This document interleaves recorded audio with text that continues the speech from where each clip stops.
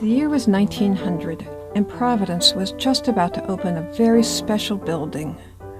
The newspaper was full of news about its opening. It was something the people of the city had needed for a long time. Earlier, it had been located on the second floor, just above the harness shop, on what we now know as Kennedy Plaza, but it outgrew that location quickly.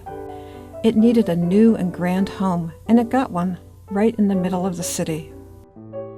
The money came from John Nicholas Brown, and the people who would use it came from the East Side and the West Side, and perhaps even more importantly, the newly arrived and the very young who lived in tenements in neighborhoods like Spruce Street on Federal Hill or Chickenfoot Lane at the bottom of College Hill.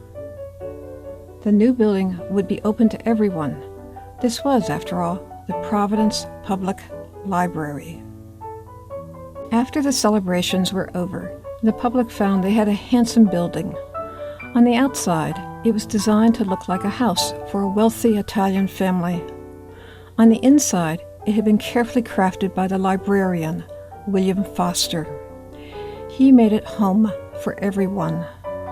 There were large and spacious reading rooms left and right on every floor for men and women and students, newspapermen and industrialists. And perhaps best of all, there was a children's room where children, as the newspaper said, could giggle regardless of regulation. The rooms were beautifully lit with large windows, and it was comfortably warm all winter long, and the floors were carpeted to create a serene quietness. What a treat for people who made their living in noisy factories. In summer, you could even read your book in the library's garden, and the details in the building were sumptuous. Gold, marble, and the finest woods. As the newspaper said on the library's opening day, it was sure to impress the lover of beauty. No wonder people loved it. For more than a century, the library grew, and people came to it on foot, by trolley, and later by car. In good times and lean, the library was always there, providing services to an ever-changing city. But with changing times, it needed more space. And it built a new, ultra-modern wing in 1953.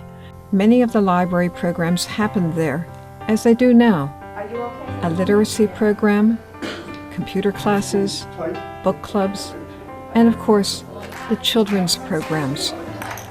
Still, more than 100 years later, the original library remained, and the trustees sought a way to once again share its grandeur with all. By 2009, they decided that the original library would be renovated. It would become a place for events. The reaction to the news was electric. There was some initial skepticism, but very, very quickly people understood all the wonderful things that would come out of this project, and everybody was on board. And I know subsequently I've heard people who have said that when they read about it in the newspaper, they just jumped for joy because they had experience at the Providence Public Library, and now they were going to be able to come back and use the library in a new way. It was a very exciting future. When the jackhammer started, I think we all realized that things were really going to start.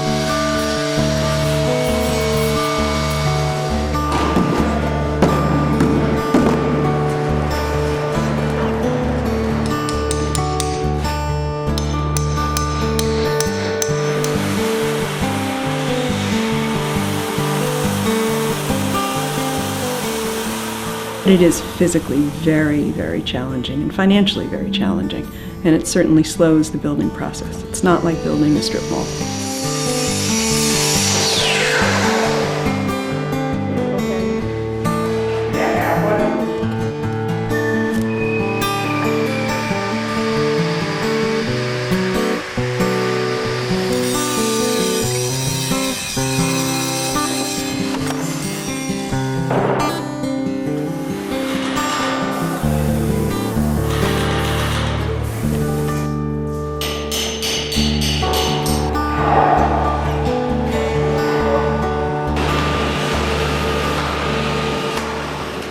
is the last step in this process called cleaning the glut out. If you didn't have patience, you weren't cut out for it.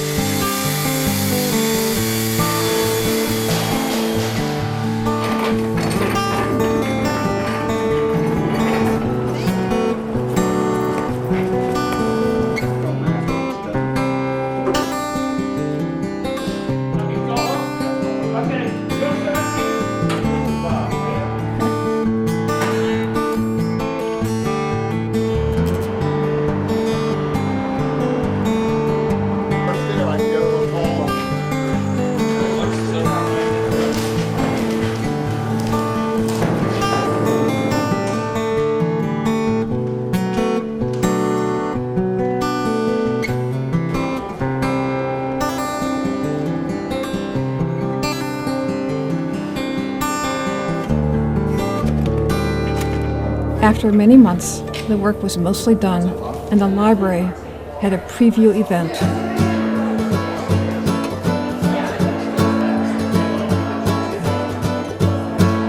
I'm from Italy, that's why I love this. It reminds me of Rome. Any place you go to Rome, if you go to the Vatican, if you go to any church, the cathedral, any hall, any opera house, you see this.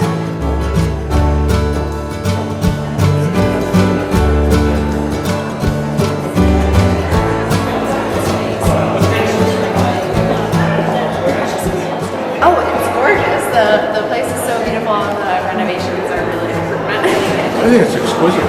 It's very elegant. Very huge now. It's all brand new and elegant and beautiful.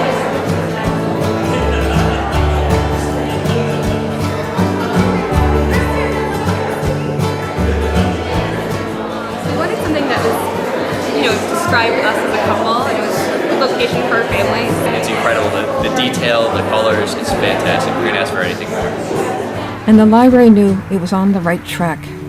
When we knew we had 70 public events booked for this year, when we had expected only 20, we really knew that we had exceeded expectations by quite a bit. The library user, there really will be two huge benefits. One benefit will just be to walk into a renovated building, and many of these spaces will be available on a daily basis for people to use, to sit, to read, to enjoy. The other benefit for everyday library users is we hope that this will generate more revenue for library services, more materials, more hours, more books, all the things that are so important to a library.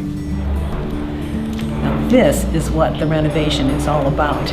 That this magical space, the Chase Children's Discovery Library, is going to be here for the children, parents, and caregivers into the future. Today, the library is ready for the future, and it has never looked better. Welcome to the Providence Public Library. Welcome home.